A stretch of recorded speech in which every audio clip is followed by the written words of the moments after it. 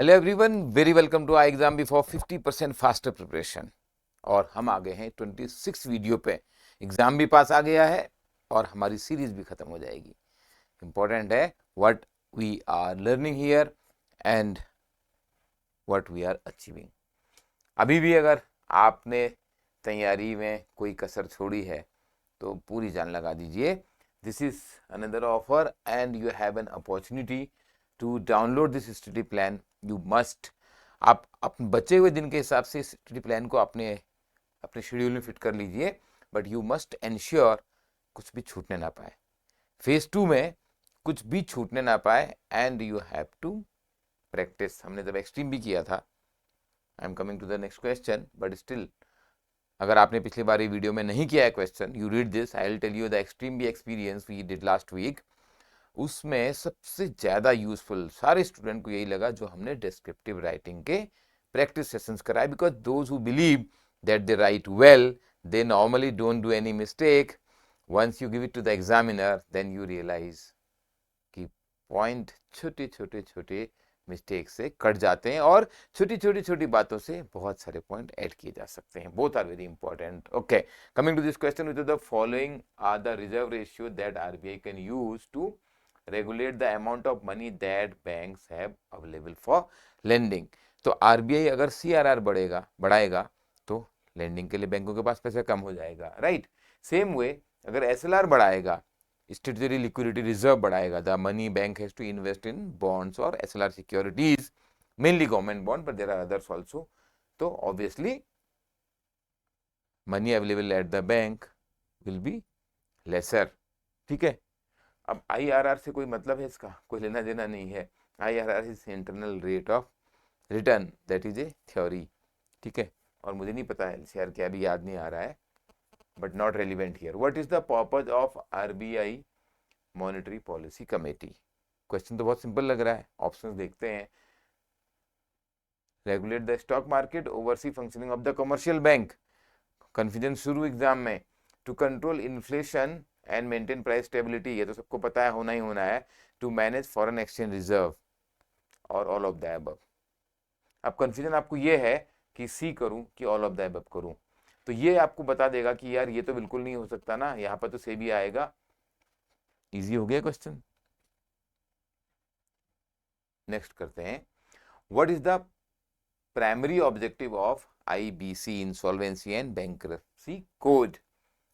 Primary objective पूछा है, देखिए, facilitating faster resolution of non performing assets NPA, regulating functioning of the credit rating agency, hello, promoting financial literacy among general public, अब ये जो है CRS को regulate करना, और financial literacy, encouraging foreign direct investment.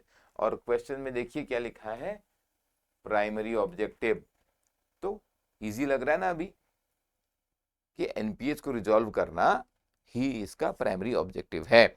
इसमें हुआ क्या था, दिस वाज इंट्रोड्यूस्ड इन 2016, ये ईयर भी आपको पता होना चाहिए। To expedite the resolution process of insolvent companies and improve the recovery of the NPAs in the banking system. The primary objective of IBC is to consolidate and amend the laws relating to the insolvency resolution and bankruptcy proceedings, aiming to facilitate ease of doing business and provide a time frame for resolution. उससे पहले क्या होता है, court में लटके जा रहे हैं सालों साल, कंपनियां बैंकरप्ट हो गई हैं, कंपनियां डिफंक्ट हो गई हैं। अब बैंक को समझ में नहीं आ रहा कि वो एनपीए की रिकवरी में ज़्यादा मेहनत करे या अपना बिजनेस में डिपॉजिट लाने में, लेंडिंग करने में। तो ऐसे जो लॉस थे, आपको पता है वैसे भी हमारे यहाँ judicial system how it works, इसको एक्सपेडाइट करने के लिए कि भाई अगर नुकसान होता है, 500 करोड़ का लोन था भाई, 300 करोड़ में दे दिया, 200 करोड़ का नुकसान हुआ, कोई नहीं, इसको 300 करोड़ तो वापस आया बैंक में, 200 करोड़ का लॉस बुक करेंगे और आगे बढ़ेंगे, 10 साल तक केस लड़के क्या ही होने वाला है। तो ये चीजें इजी हुई इसमें। After the global financial crisis, ELI code has been conceived as a key measure to improve the quality and accuracy of the financial data systems for the better risk management. Question ये है, LEI क्या है? LEI है क्या? इसका full form पूछा है, बहुत सिंपल है, it's a what, legal entity identifier. जिससे कि आप एक लीगल एंटिटी को आइडेंटिफाई करने के लिए एक स्पेसिफिक कोड डाल दीजिए, जैसे हमारे देश में कंपनी का एक सिन होता है एक लीगल एंटिटी का। तो यहाँ पे ग्लोबल लेवल की बात हो रही है, अदरवाइज मल्टीपल बिजनेसेस में पता नहीं चल रहा है कि कौन सी कंपनी कहाँ किससे रिलेटेड है।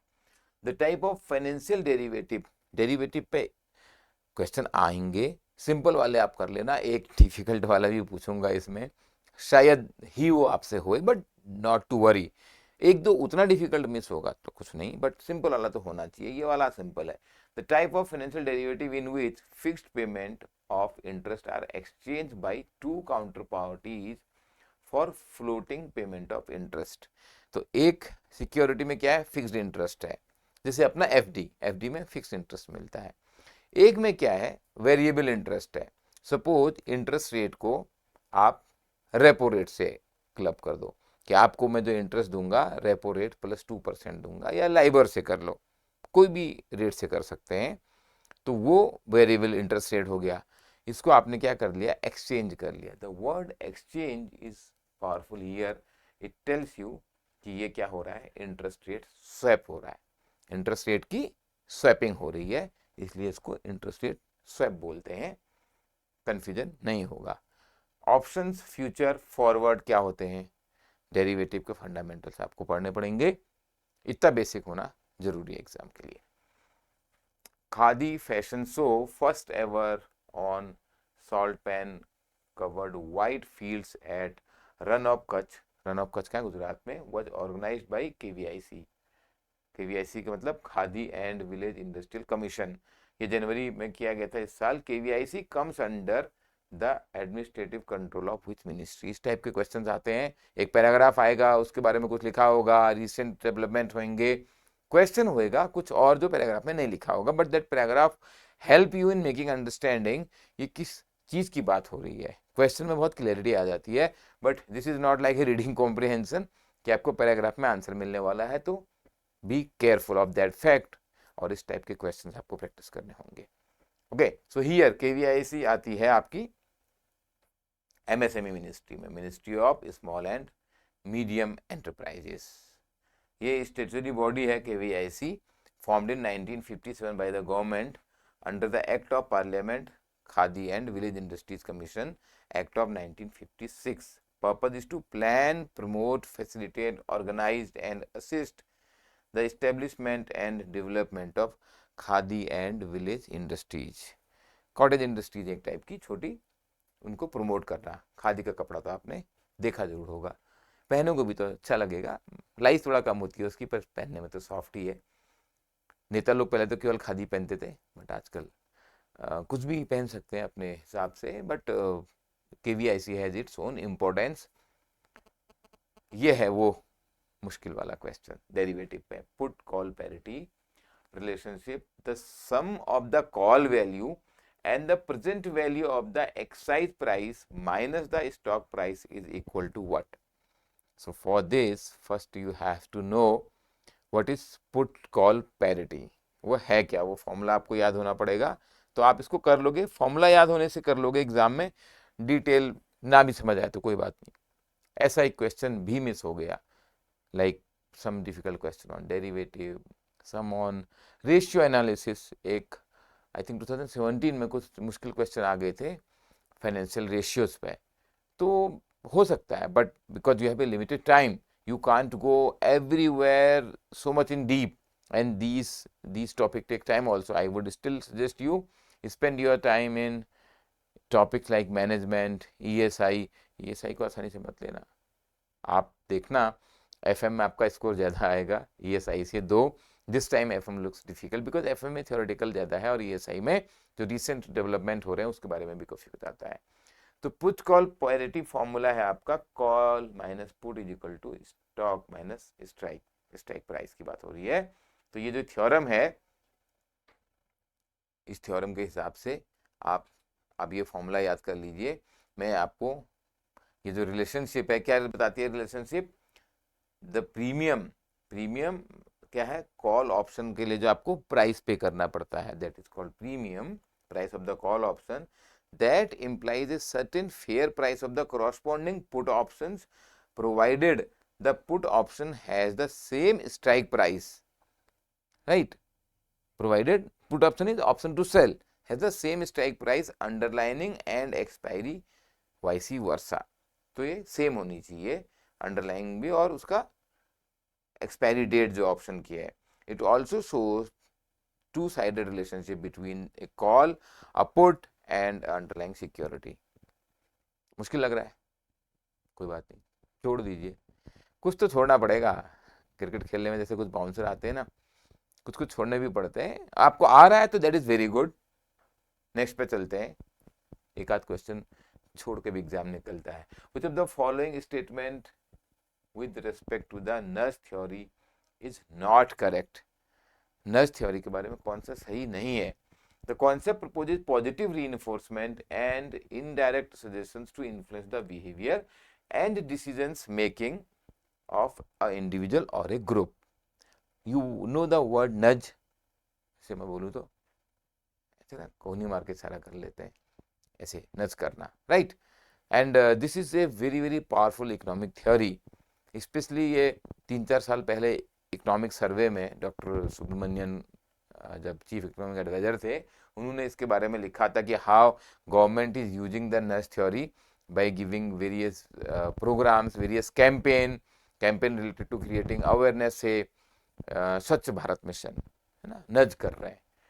The Richard Thaler received the Nobel Prize in Economic Sciences for his contribution to behavioral economics. दोनों बात सही है. उनको नज थ्योरी के लिए नोबेल प्राइज मिला था